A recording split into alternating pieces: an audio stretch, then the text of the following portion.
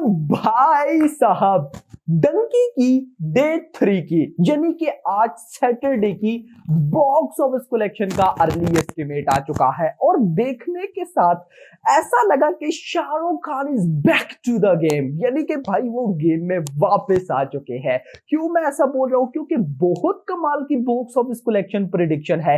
Even की जो occupancy भी है मॉर्निंग में कम, आफ्टरनून में उससे ज्यादा, इवनिंग में उससे ज्यादा, यानी कि मजा आ गया। तो क्या सारी चीजें हैं, डायरेक्ट चलते हैं बॉक्स ऑफिस कलेक्शन की तरफ, टाइम वेस्ट नहीं करेंगे। लेकिन उससे पहले अगर वीडियो को अभी तक लाइक और चैनल को सब्सक्राइब नहीं किया तो जल्दी से करो ताकि ऐसी अपडेटेड वीडियोस आपको मिलती रहे। सो भाई साहब सिनेरियो ये है कि आज डंकी के जो मॉर्निंग शोज थे, मॉर्निंग शो से भाई साहब जो ऑफिशियल बॉक्स ऑफिस कलेक्शन हुई है गाइस वो हुई है 2.22 करोड़, यानी कि आज डंकी के जो मॉर्निंग शोज थे उनसे 2.22 करोड़ की कलेक्शन हुई थी। उसके बाद भाई साहब आफ्टरनून के जो शोज थे उनसे कलेक्शन हुई 6.06 करोड़।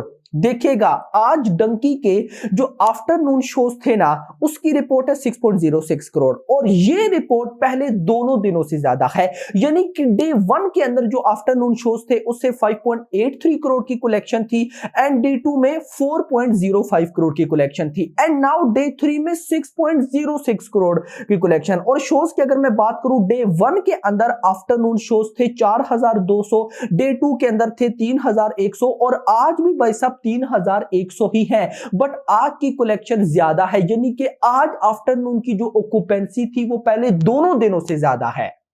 यस इसके बाद अगर मैं आ जाऊं इवनिंग टाइम तो भाई इवनिंग की आज डे 3 पे जो बॉक्स ऑफिस कलेक्शन हुई है वो हुई है 5.27 करोड़। डे 1 के इवनिंग शो से कलेक्शन थी 5.55 करोड़, डे 2 में थी 3.94 करोड़ एंड आज डे 3 5.27 करोड़। अगर मैं आज इवनिंग शो आपको बताऊं तो ये थे 2000, कल डे 2 पे भी 2000 थे एंड भाई साहब पहले दिन 3000 थे, यानी कि आज 1000 शो कम है लेकिन उसके बाद भी बॉक्स ऑफिस कलेक्शन तगड़ी है, यानी कि देखकर मजा आ गया। अब गाइस इतना नहीं, अगर मैं आ जाता हूं जरा शोज पर, क्योंकि शोज बनाना बहुत ज्यादा जरूरी है। मैंने लास्ट वीडियो में भी बताया था, आप शोज जानेंगे तो आपको पता चलेगा कि ये फिल्म कैसा परफॉर्म कर रही है।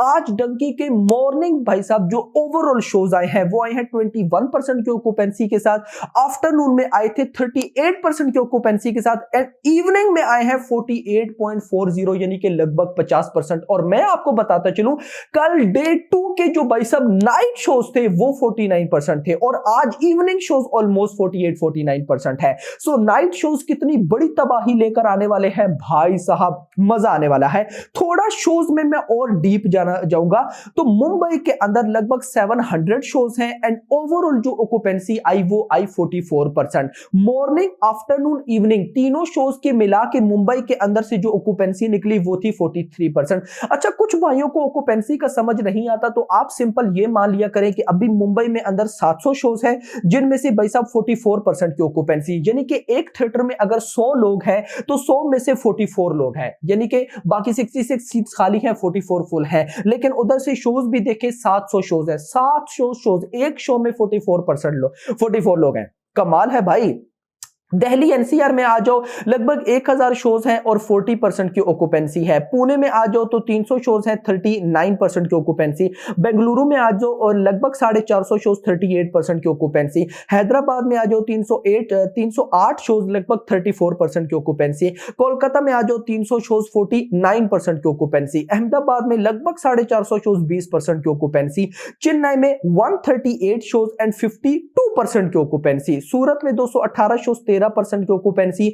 जयपुर में 150 शोज, 29% की ऑक्यूपेंसी। चंडीगढ़ में 130 शोज, 40% की ऑक्यूपेंसी। भोपाल में 75 शोज, 23% की ऑक्यूपेंसी। लखनऊ में 182 शोज, 23। अच्छा यहां पर एक चीज नोट कर रहे हो आप कि कल जो डे 2 था, डे 2 के अंदर जो भाई साहब ऑक्यूपेंसी थी वो ज्यादा ऑक्यूपेंसी जो थी वो थी 10 से 20 के मिड में और कुछ थे जो 20 से 30, कुछ रीजन ऐसे जो थे जो जिनमें ऑक्यूपेंसी 20 to 30% थी। नाउ आज क्या सीन है, नॉर्मल से भी ज्यादा ऑक्यूपेंसी जो है वो 30 से 40% के मिड में है और कम थोड़ी सी 20 से 30 में है, यानी कि 10 से 20 तक तो नाम ही नहीं है, बहुत कम। तो ये एक बहुत अच्छी ऑक्यूपेंसी है। अब इस ऑक्यूपेंसी के बाद सबसे पहले अगर मैं आपको ऑफिशियल कलेक्शन बताऊं जो कि अभी तक हो चुकी है, बाद में अभी हो रही है, अभी कुछ घंटे पड़े हैं, लेकिन अभी तक मतलब कि ये जो मैं आपको रिपोर्ट बताने वाला हूं भाई साहब, ये रिपोर्ट मैं अगर एक दफा टाइम देख लूं, हाँ ये रिपोर्ट है 8:45, यानी कि 9 होने वाले हैं। तो अभी 9 बजे तक लगभग 22 करोड़ की ऑफिशियल कलेक्शन हो चुकी है। कितना?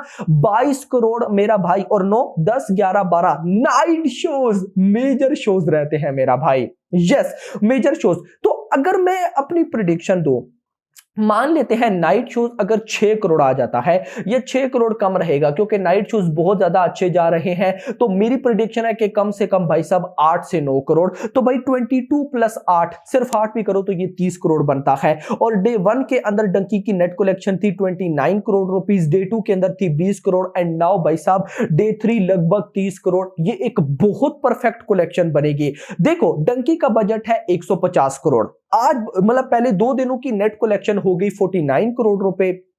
उसमें अगर 49 नहीं 50 करोड़ ले लेते हैं इजी के लिए, उसमें अगर 30 करोड़ आप ऐड कर दो तो भाई साहब ये बन जाएगा लगभग 80 करोड़, यानी कि 80 160, यानी कि डंकी अपने बजट का हाफ अपने पहले 3 दिनों में ही कलेक्ट कर चुकी है। और मैं उम्मीद करता हूं कि अगले जो 3 दिन होंगे उनमें भी और 80 करोड़ आएगा, और ये फिल्म भाई पहले 6 या पहले अपने 1 हफ्ते के अंदर, पहले 7 दिनों के अंदर ही अपना बजट नेट कलेक्शन में रिकवर कर जाएगी। नॉर्मली क्या होता है, बहुत सी भाई साहब, बहुत सी आप समझिएगा कि जो क्लासिक फिल्म्स होती हैं उनका जितना बजट होता है ना, फिल्म की उतनी लाइफ टाइम या उससे थोड़ी सी ज्यादा बॉक्स ऑफिस कलेक्शन होती हैं। या अगर मैं आपको सिंपल वर्ड्स में बताऊं ना, तो डंकी मुझे लगता है फर्स्ट क्लासिक फिल्म होने वाली है जो कि एक बहुत बड़ी ह्यूज कलेक्शन करेगी। नहीं तो इससे पहले आप जितनी भी क्लासिक टाइप फिल्म्स निकालते हो, लाइक अगर मैं राजकुमार हिरानी की निकालूं, संजू निकाल लूं, पीके निकाल लूं, या फिर मुन्ना भाई MBBS, 3 इडियट्स, तो गाइस वो जो फिल्म्स है ना, आप देख लें कि उन फिल्म्स की life time collection 200 crore, 250 crore, 300 crore है। हाँ, जो फिल्म्स चाइना में रिलीज हुई है ना, उनकी कलेक्शन बहुत ज्यादा है।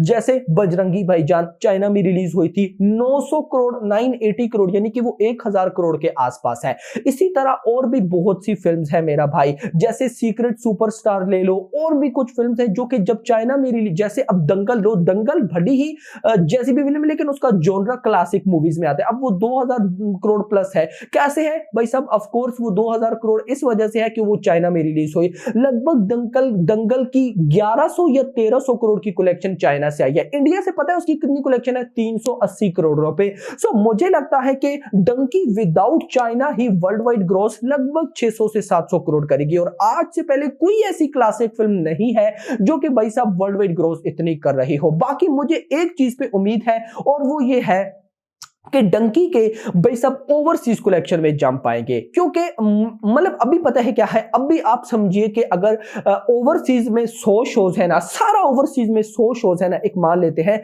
तो उन 100 शोज में से अभी 70% शोज या 60% शोज जो है वो सालार के पास है, 40% शोज जो है वो डंकी के पास है, पूरा ओवरसीज। जस्ट एक सिंपल में एग्जांपल में आपको समझा रहा हूं। अभी भाई साहब सालार एक बहुत बड़ी ओवरसीज में मार्केट कैप्चर करके रखा हुआ है, बट वो एक एक्शन फिल्म है, और एक्शन फिल्म का जो टाइम होता है वो पहले 15 दिन या मान लो 20 दिन होता है, उसके बाद नॉर्मल कलेक्शंस होती हैं। तो भाई 15 से 20 दिन बाद वो शोज किसको मिलेंगे? ऑफ कोर्स वो मिलेंगे डंकी को, मेजॉरिटी मिल जाएंगे डंकी को। सो अब उसके बाद क्या होगा, डंकी की कलेक्शन ओवरसीज में अभी आती रहेंगी। और इससे पहले शाहरुख खान की जो फिल्म्स आई हैं, पठान एंड जवान, उनकी ओवरसीज कलेक्शन है 400 करोड़। यार अगर ये 400 करोड़ नहीं भी करती, 300 करोड़ भी करती है, तो क्या ये कम है? ये 300 करोड़ अगर ओवरसीज से कर लेती है तो भाई मैं तो कहता हूं इससे बड़ी कोई कलेक्शन नहीं है। यस, तो अब आप लोग मुझे बताएं आप लोगों का इस बारे में क्या कहना है। खैर दोस्तों, फिलहाल के लिए इतना ही। होप सो आपको वीडियो पसंद आई होगी, तो पसंद आई तो वीडियो को लाइक करो,